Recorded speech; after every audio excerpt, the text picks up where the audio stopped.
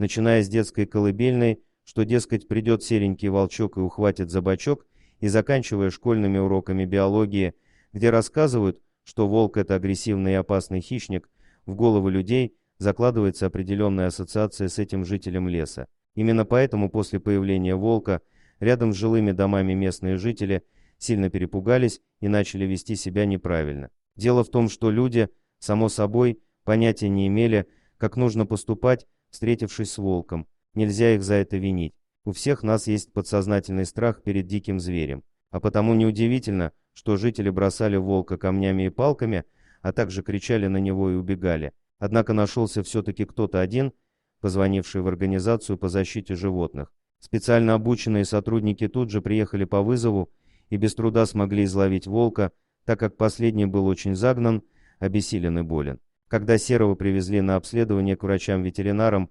выяснилось, что не все так просто. Дело в том, что Кастиэль, именно так назвали найденыша, не был волком в классическом смысле этого слова. Он являлся так называемым волкособым редким гибридом, помесью обычной домашней собаки и дикого лесного зверя. Из-за этого у местной волонтерской организации, которая занималась обустройством быта и заботой о Кастиэле, появилось несколько проблем, самой главной из которых был запрет на содержание таких животных в приюте. Все дело в том, что волкособы относятся к диким животным. Они могут подпустить себе людей, тут играет роль генетическая память собаки, однако полностью одомашнить их попросту невозможно.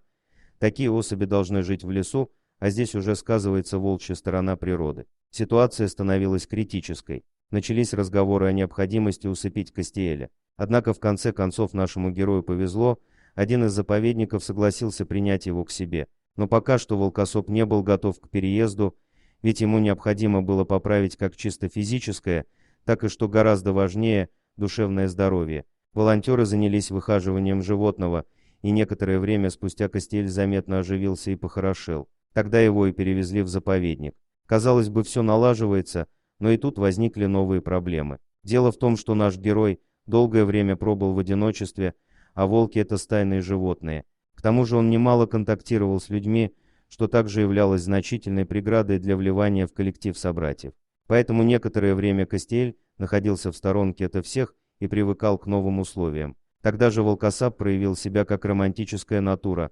Он обожал часами просто лежать и любоваться природой, смотреть на лес и на небо. Однако время шло, а зверь, в которого было вложено столько времени и сил, никак не мог найти общего языка с собратьями. Ситуация начинала заходить в тупик.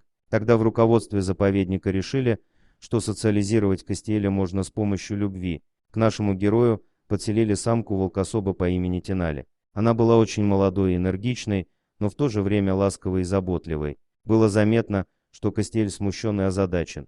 Впрочем, некоторое время спустя животные подружились и уже ни на шаг не отходили друг от друга. А еще спустя несколько недель найденыш смог наконец-таки влиться в стаю таких же, как он сам. Вот так, благодаря человеческой доброте и терпению, была спасена жизнь ни в чем не повинного зверя, находившегося на грани смерти. Дорогие друзья, если вам понравилось видео, поставьте лайк, а также подписывайтесь на канал, где найдете еще много интересного.